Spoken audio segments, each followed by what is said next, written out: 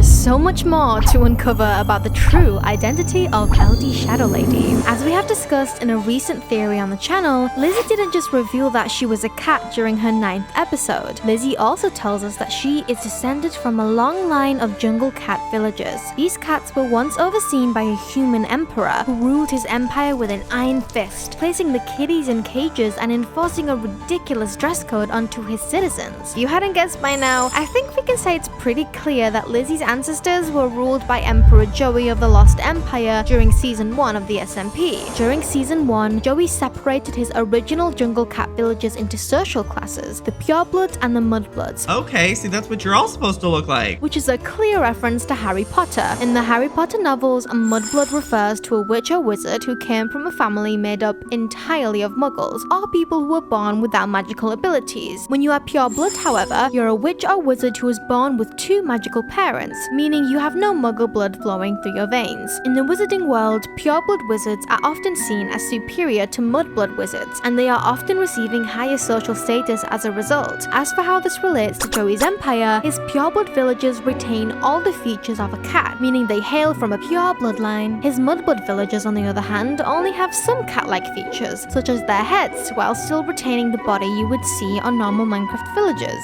Emperor Joey specifically valued his pureblood villagers much higher than his mudblood villagers by offering them better jobs and the right to hold royal status, even threatened to sacrifice the mudbloods as he saw no use for them in his empires, so they all eventually left. We know that Emperor Joey was evil thanks to corruption from Zarnoth, but that's still pretty messed up, don't you think? After bringing villagers into his empire for the first time, Joey crowned a pureblood tiger villager prince of the Lost Empire, giving him the title of Tiger Blood Prince, only second in power to Emperor Joey himself. After a pureblood leopard villager had fallen in love with the Tiger Blood Prince, Joey married her to the prince and granted her the status of princess. The prince and princess were granted seating right beside Joey's golden throne atop the Temple of Fire. Back to Mayor Lizzie for season 2, we can be sure that since Lizzie is a full-on cat and not just a part cat, she must have descended from pureblood villagers from the Lost Empire. But what if it wasn't just any villager from Joey's empire, but the royal family from the Lost Empire? Could Lizzie be a descendant of the Tiger Blood Prince and Princess? While the Lost Empire princess did mysteriously disappear only days after Joey discovered she was cheating on the prince with another tiger, could it be possible that Lizzie's ancestor was born before the princess cheated? What if the princess ran off with her lover, leaving the Tiger Blood Prince to have to take care of his child alone? That would be a great tragedy. I mean, we do have to question, why did the animals of Critter City even choose Lizzie of all people to be their mayor? Could it be because she has royal blood running through her family? We also know that Lizzie pretends to be human because she hated how Emperor Joey treated her ancestors back in season 1, so she refuses to be treated in the same way. But what if there's more to Lizzie's human disguise than just to protect herself from being mistreated by the humans? Could it be possible that in order for the human emperors on the server to accept the animal kingdom as a legitimate empire, they must believe that a human is ruling over animal kind? Maybe Lizzie pretends to be a human because in order for animals in the empire's world to receive the same rights as the human beings, they must be ruled by a human emperor. Think back to the Lost Empire. Even though the cat villagers had a royal family of their own race to look over them, Emperor Joey still had the final say when it came to the important decisions for the empire. Why else would they allow for such a tyrannical human being to rule over them? To have a human ruler in the world of empires is to have equal rights with the human race. It is notable to say that while Joey wasn't the greatest of rulers, he did care for his people and empire in some regard. You see, the Lost Empire was once home to 4 elemental temples before an unknown force wiped them out. Even though he was corrupted by Zarnoth at the time, Joey still made it his mission to restore the elemental balance in the Lost Empire by rebuilding each of the temples, which he did manage to do, at least until they were destroyed once again by the Gremlin's explosion. On the same note, we can be sure that at least some of the jungle cat villagers successfully evacuated the Lost Empire after it had been destroyed, or else Lizzie would have never been born in the first place. Maybe, just maybe, after the surviving jungle cats escaped the Lost Empire, they established a society to call their own somewhere else in the world, rightfully ruled over by the Tiger Blood Prince and a new lover. Over the next 1,000 years, perhaps stories began spreading in this empire from one generation to the next about how the cats were once ruled by a power-hungry human being, and they wanted to live in a society free from human oppression. On top of this, perhaps the cats took pity on the other animal races in the empire's world who had also been oppressed by humans, so they opened their doors for them to join the empire, forming what we know now as Animalia or the Animal Kingdom.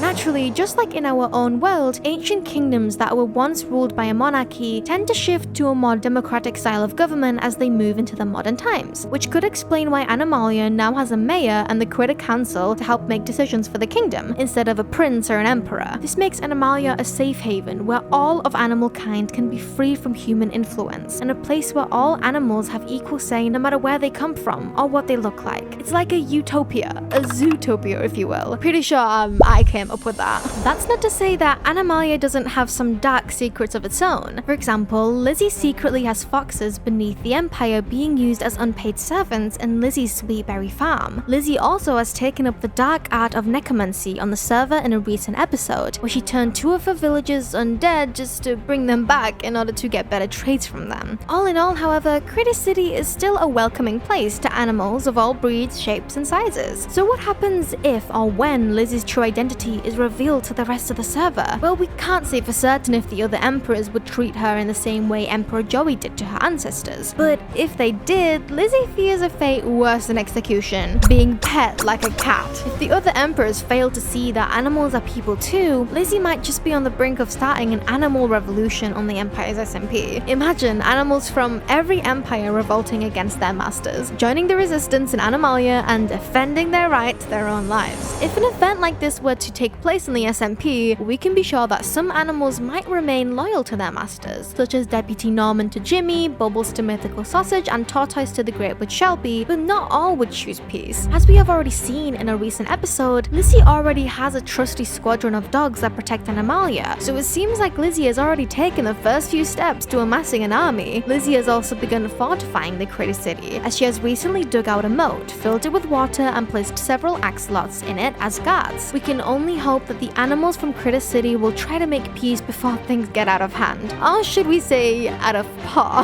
Thanks for watching all. Bye!